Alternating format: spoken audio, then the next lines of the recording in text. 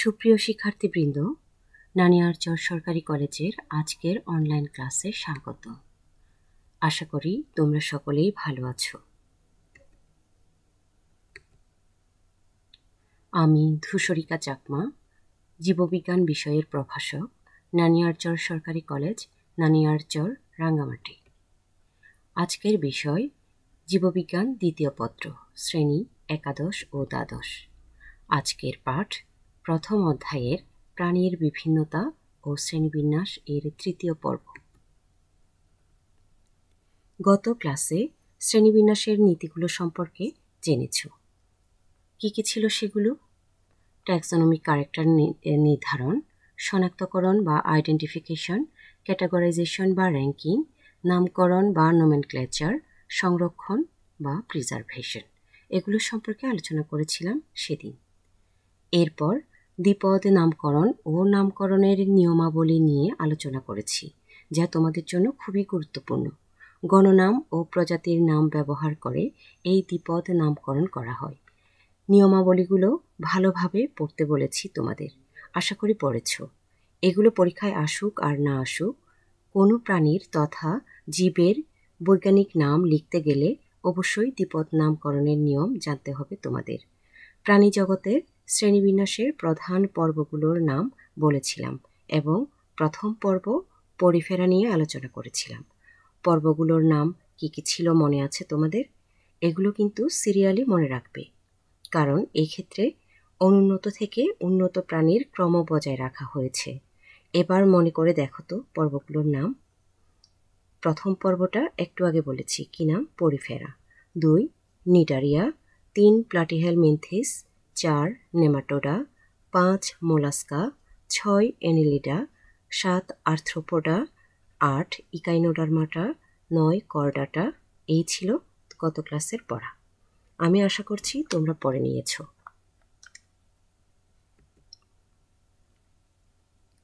আজ দ্বিতীয়, তৃতীয় ও চতুর্থ পর্ব অর্থাৎ নিডারিয়া, প্লাটিহেলমিনথিস ও নেমাটোডা পর্ব সম্পর্কে আলোচনা করব। সব সময়ের মতো এখানেও আমি বেশ কিছু রঙিন ছবি ব্যবহার করেছি। চেষ্টা করেছি তোমাদের পড়াটাকে আনন্দদায়ক করতে। তোমরা মনোযোগ দিয়ে ক্লাসটি দেখবে এবং পড়াগুলো পড়ে নেবে। পরিফেরা পর্বের পর দ্বিতীয় পর্ব হচ্ছে নিডারিয়া। এখন আমরা নিডারিয়া পর্ব সম্পর্কে জানব। এক্ষেত্রে প্রথমেই উৎপত্তিটা দেখো। গ্রিক শব্দ নাইড এবং নাইড মানে হচ্ছে রোম বা কাঁটা, এবং ল্যাটিন শব্দ আরিয়া অর্থ হচ্ছে সংযুক্ত। এক করলে কি দাঁড়ায়? কাঁটা বা রোম সংযুক্ত প্রাণী। 1888 সালে হ্যাটচেক পর্বটির নামকরণ করেন। এই পর্বের শনাক্তকৃত জীবন্ত প্রজাতির সংখ্যা 10,203টি। 2 নম্বর দেখো, প্রাণীগুলোর অধিকাংশই নিশ্চল অর্থাৎ চলাচল করতে পারে না। কিছু প্রজাতি মুক্ত সাঁতারু, যেমন জেলিফিশ। তোমরা ন্যাশনাল জিওগ্রাফিক চ্যানেলে কিংবা ডিসকভারি চ্যানেলে যখন সামুদ্রিক প্রাণীদের দেখায় তখন নিশ্চয় দেখেছ অন্যান্য প্রাণীদের সাথে ছাতার মতো বা ফানুসের মতো কতগুলো রঙিন জলজ প্রাণী সাঁতার কেটে বেড়ায়।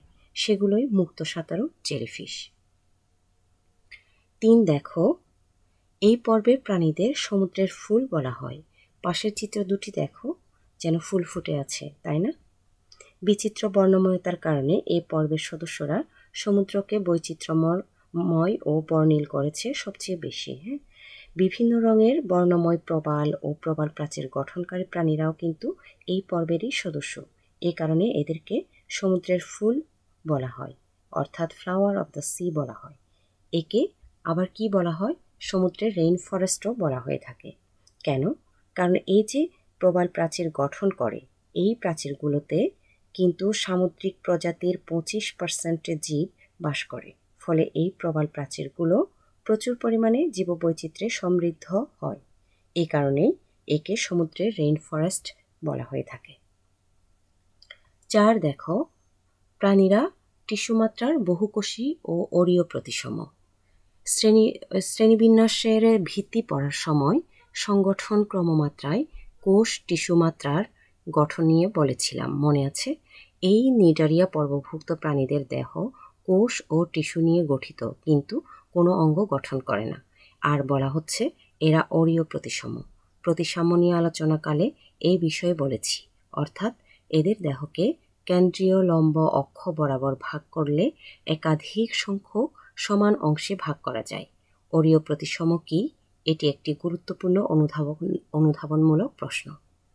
5 দেখো, দেহপ্রাচীর ডিপ্লোপ্লাস্টিক। ভ্রূণস্তর নিয়ে আলোচনাকালে এই টার্মটি পেয়েছিলাম, মনে আছে? যেসব প্রাণীর ভ্রূণীয় স্তর দুটি থাকে তাদের দ্বিস্তরী বা ডিপ্লোপ্লাস্টিক প্রাণী বলে। নিডারিয়া পর্বভুক্ত প্রাণীদের দেহ দ্বিস্তরী। এই দুই স্তরের মধ্যবর্তী স্থানে অকোষীয় মেসোগ্লিয়া থাকে, যেটা কিরকম আঠালো জেলির মতো। দ্বিতীয় অধ্যায়ে তোমাদের এই পর্বের একটি প্রাণী হাইড্রা সম্পর্কে বিস্তারিত পড়তে হবে, তখন এই বিষয়গুলো আরও ভালো করে বুঝতে পারবে। আপাতত এতটুকু জেনে রাখো এবং অবশ্যই মনে রাখো। 6 নাম্বার দেখো, নেমাটোসিস্ট ধারণকারী নিডোসাইট নামক বিশেষ ধরনের কোষ উপস্থিত। পাশের চিত্রটি দেখো, এই নিচের চিত্রটি, এই হলো নেমাটোসিস্ট। 3 অবস্থায় দেখানো হয়েছে একই নেমাটোসিস্ট। তো এই পর্বের প্রাণীদের জন্য এটি একটি বিশেষ বৈশিষ্ট্য। আমরা আগের স্লাইডে একটু ফিরে যাই। দেখো, এই হলো প্রাণীদের কোষিকা। এই যেগুলো ফুলের পাপড়ির মতো ছড়ানো অবস্থায় আছে, এগুলো হচ্ছে তাদের কোষিকা। এই কোষিকাগুলোতেই এই নিডোসাইট কোষ অধিক পরিমাণে থাকে। এদের সাহায্যে এরা কি করে? আত্মরক্ষা করে, খাদ্য গ্রহণ ও দেহ পরিষ্কার পরিচ্ছন্ন রাখার কাজ করে থাকে। 7 নাম্বার দেখো, দেহাভ্যন্তরে সেলেন্টারন নামে একমাত্র পরিপাক সংবহন গহ্বর থাকে। এই গ্যাস্ট্রোভাস্কুলার ক্যাভিটি অর্থাৎ সংবহন গহ্বর একটি ছিদ্রপথে বাইরে উন্মুক্ত হয়। আগের চিত্রে আমরা একটু যাই। এই যে একটি ছিদ্রপথে বাইরে উন্মুক্ত হয়, এবং এই ছিদ্রটি একমাত্র ছিদ্র এই পর্বের প্রাণীদের জন্য যেটি মুখ ও পায়ু উভয়ের কাজ করে থাকে। এটা এদের জন্য বিশেষ একটা বৈশিষ্ট্য। তারপর দেখো, খাদ্যবস্তু বহিঃকোষীয় ও অন্তঃকোষীয় উভয়ভাবেই পরিপাক হয়, অর্থাৎ কোষের বাইরে খাদ্যবস্তুর যে পরিপাক হয় তাকে বহিঃকোষীয় বা আন্তঃকোষীয় পরিপাক বলে। আর হচ্ছে ফ্যাগোসাইটোসিস প্রক্রিয়ায় কোষগুলো আন্তঃকোষীয় যে পরিপাক হয়েছে সেই পরিপাক পরবর্তী খাদ্যকণাকে ভক্ষণ করে, এবং ভিতরে যে পরিপাক সম্পন্ন হয় কোষের ভিতরে সেই পরিপাককে বলা হচ্ছে কি অন্তঃকোষীয় পরিপাক। 9 নাম্বারটি দেখো, অনেক প্রজাতি বহুরূপিতা প্রদর্শন করে, যেমন স্থবির পলিপ ও মুক্ত মেডুসা অবস্থা। চিত্রে দেখো, এই দুটি চিত্র দুটি প্রাণীর জীবনচক্র এই পর্বেরই। লেখাগুলো ভালো মতো বোঝা যাচ্ছে না মনে হয়, ইন্টারনেটের সমস্যার কারণে এর চেয়ে ভালো ছবি আমি সংযোজন করতে পারিনি, তবে অসুবিধা নেই, চিত্রের দিকে তাকাও, তোমরা বুঝতে পারবে। এই যে এটা হলো পলিপ অবস্থা, এটা একদম বাচ্চা পলিপ, এটা হচ্ছে পরিপক্ক পলিপ। এর ক্ষেত্রেও এই যে এটা হচ্ছে ইয়াং পলিপ আর এটা হচ্ছে পরিপক্ক পলিপ। এই পরিপক্ক পলিপ থেকে মেডুসা অবস্থার সৃষ্টি হয়। এটা হচ্ছে সচল এই মেডুসা, এটা হচ্ছে পূর্ণাঙ্গ বা পরিপক্ক।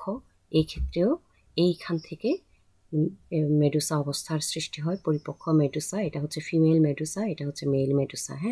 তারপর এই মেডুসা থেকে ফিমেল থেকে এই উৎপন্ন হয় আর মেল থেকে স্পার্ম উৎপন্ন হয়। এই স্পার্ম ফিউজ হওয়ার পরে মানে তারা যখন মিলিত হয় তখন সেটা জাইগোটে পরিণত হয়। জাইগোট থেকে পরবর্তীতে কিসে পরিণত হয়?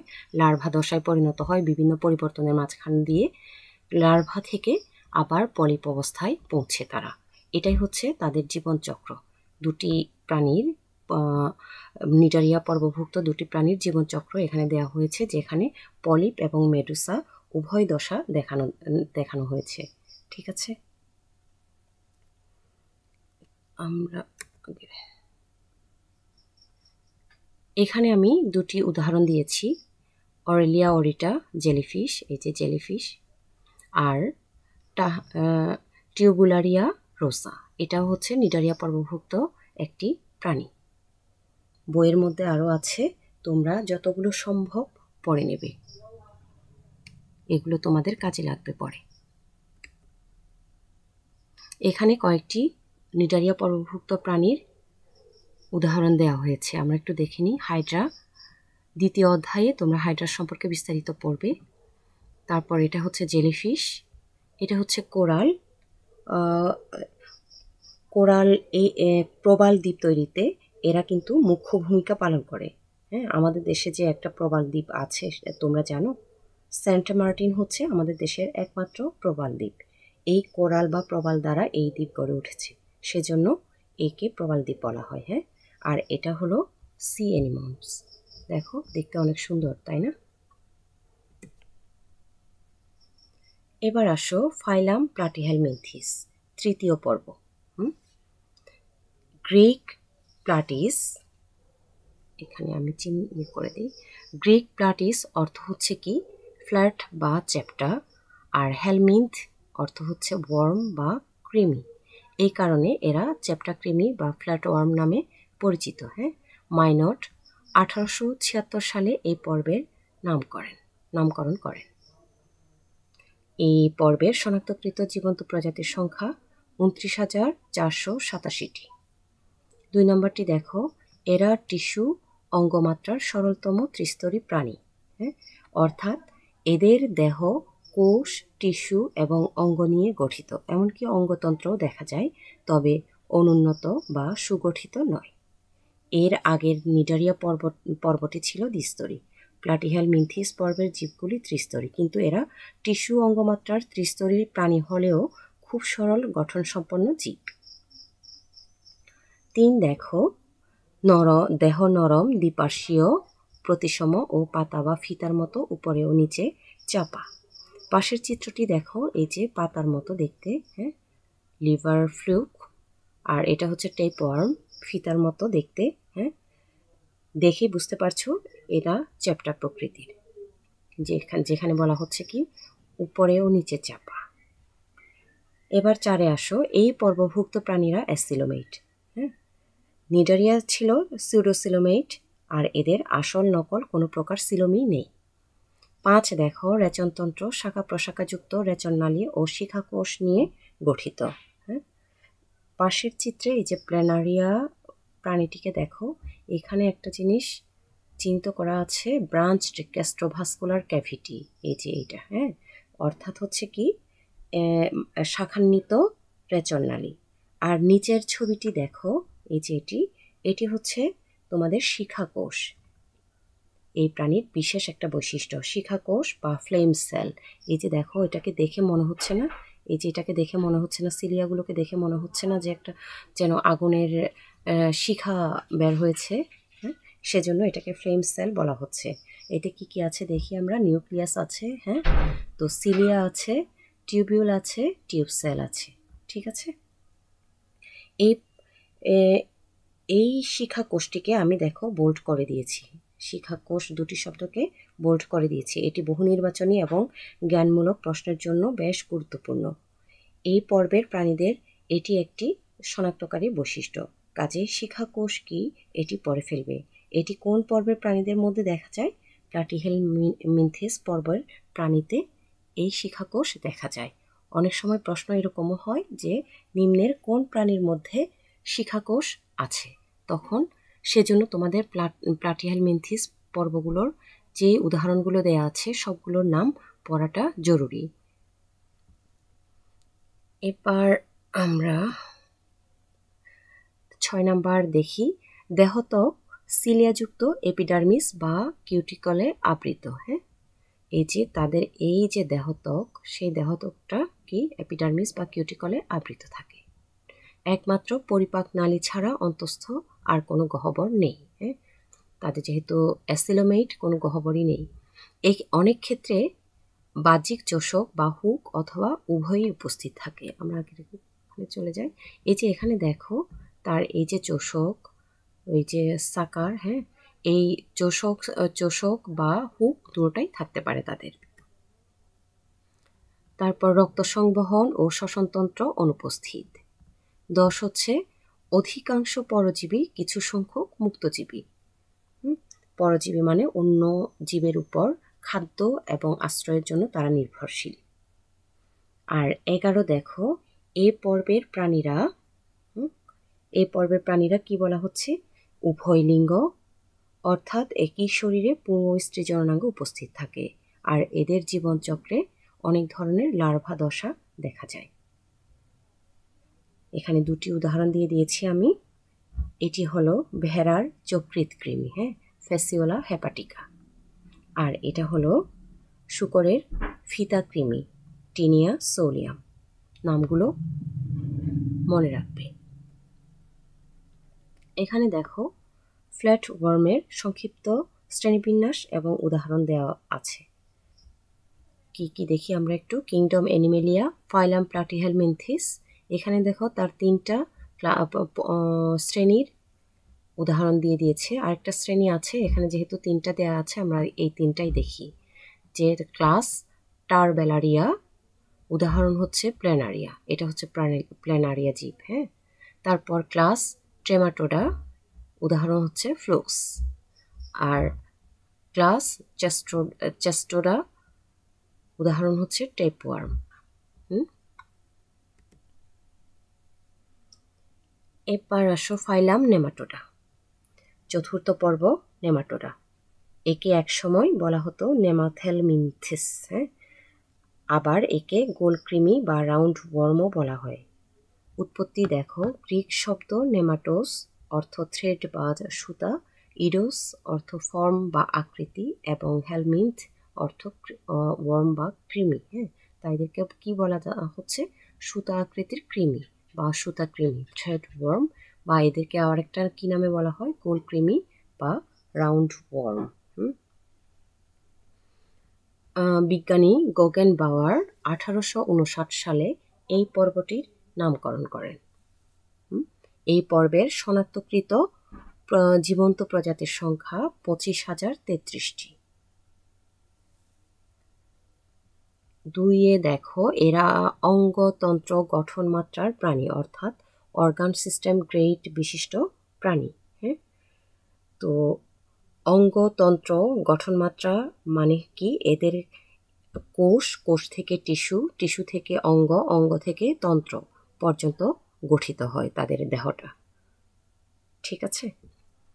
3 দেখো, দেহ নমনীয়, নলাকার, দ্বিপার্শ্বীয় প্রতিসম, উভয় প্রান্তই ক্রমশ সরু ও মধ্যভাগ চওড়া। এবার চিত্রটা দেখো।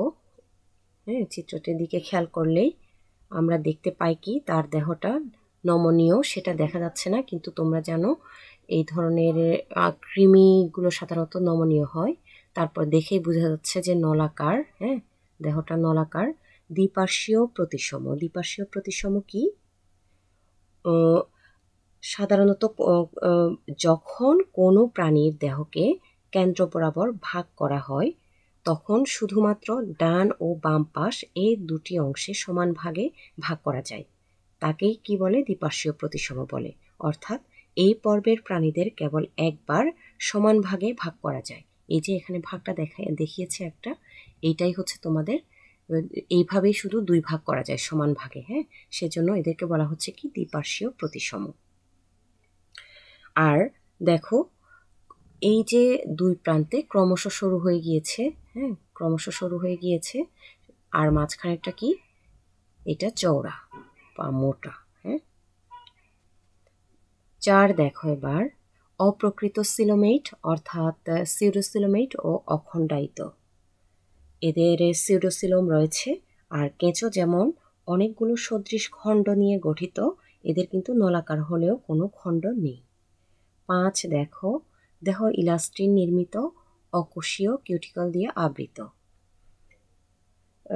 এই যে এটা হচ্ছে কিউটিকল, অকোষীয় কিউটিকল দিয়ে আবৃত। আর ইলাস্টিন পদার্থটা কি করে? তার ত্বকের স্থিতিস্থাপকতা দান করে।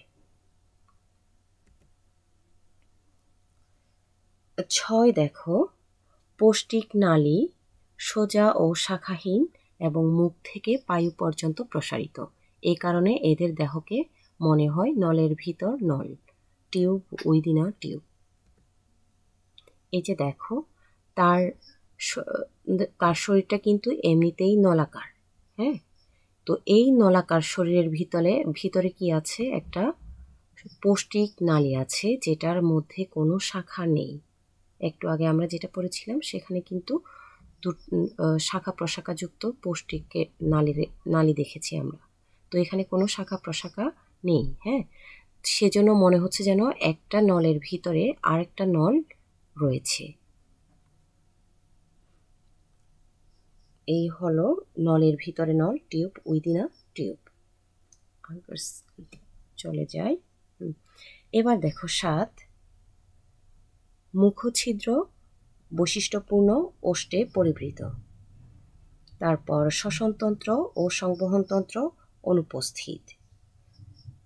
তারপর যৌন দ্বিরূপতা দেখা যায়। যৌন দ্বিরূপতা কি? একই প্রজাতির স্ত্রী ও পুরুষ সদস্য বর্ণ, আকার, আকৃতি বা গাঠনিকভাবে যদি ভিন্ন হয় তখন তাকে কি বলে? যৌন দ্বিরূপতা বলে। হ্যাঁ, অর্থাৎ স্ত্রী ও পুরুষ আলাদাভাবে চিহ্নিত করা যায় এই ক্ষেত্রে। নিচের ছবিটি দেখো, এই যে এটা হচ্ছে ফিমেল অর্থাৎ স্ত্রী, এটা হচ্ছে মেল পুরুষ। ঠিক আছে। 10, স্থলচর বা জলচর মুক্তজীবী বা পরজীবী প্রাণী। দুটি উদাহরণ দেখো। এখানে একটি চোখ দেখা যাচ্ছে, চোখের ভিতরে দেখো একটা লম্বা কৃমি দেখা যাচ্ছে, এটাকে বলে হচ্ছে চোখ কৃমি। এই চোখ কৃমি বৈজ্ঞানিক নাম কি? লোয়া লোয়া। হ্যাঁ, আর নিচেরটা হচ্ছে, এটা হচ্ছে গোল কৃমি। গোল কৃমির বৈজ্ঞানিক নাম হচ্ছে স্কারিস লুম্ব্রিকয়েডিস। বইয়ের মধ্যে বাকি যে উদাহরণগুলো দেওয়া আছে সেগুলোও পড়ে ফেলবে। এই পর্বের কিছু উদাহরণ দেখো। Thread like, commonly called roundworms, found just about everywhere. সুতার মতো সাধারণভাবে কি বলা হয়? গোল কৃমি বলা হয়। আর সর্বত্র তাদেরকে খুঁজে পাওয়া যায়, এমনকি চোখে পর্যন্ত খুঁজে পাওয়া যায়, তাই না?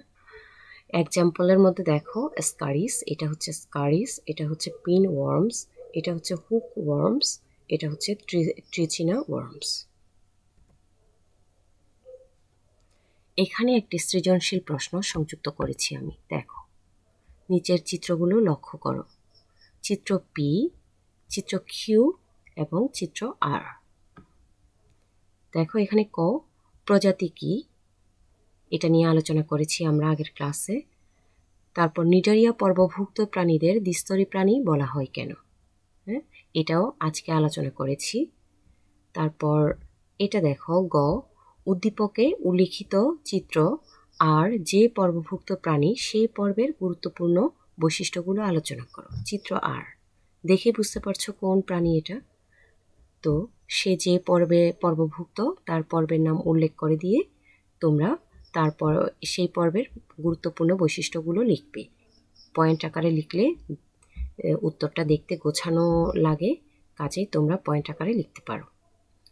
ঘ দেখো, উদ্দীপকে উল্লিখিত চিত্র পি ও কিউ যে পর্বের অন্তর্ভুক্ত সেই পর্বগুলোর মধ্যে তুলনামূলক পার্থক্য বিশ্লেষণ করো। তো পি দেখে বুঝতে পারছো কোন কোন কোন পর্বের প্রাণী, আর কিউ দেখে বোঝা যাচ্ছে কোন পর্বের প্রাণী, আমরা একটু আগে আলোচনা করেছি। কাজেই পি যে পর্বের প্রাণী তার নাম উল্লেখ করে দিয়ে এবং কিউ যে পর্বের প্রাণী তার নাম উল্লেখ করে দিয়ে নিম্নে এই দুটি পর্বের পার্থক্য, তুলনামূলক পার্থক্য বিশ্লেষণ করা হলো। দিয়ে তোমরা পার্থক্যের জন্য যে ছক ব্যবহার করা হয় সেই ছক ব্যবহার করে উত্তরটা দিয়ে দিতে পারবে। ঠিক আছে? যদি কোনো অসুবিধা মনে হয় কিংবা কোনো সমস্যা হয় তোমরা আমাকে জানাবে। এটা হচ্ছে একটা নিডারিয়ানদের বাগান, হ্যাঁ, ফুলের বাগান। তাদেরকে সমুদ্রের ফুল বলা হয় না? হ্যাঁ, অনেকগুলো নিডারিয়া পর্বভুক্ত প্রাণী এখানে দেয়া আছে। দেখতে সুন্দর লাগছে, তাই না? আজকে এই পর্যন্তই। তোমরা ভালো থাকো, সুস্থ থাকো, স্বাস্থ্যবিধি মেনে চলো আর পড়াশোনা নিয়মিতভাবে চালিয়ে নিয়ে যাও।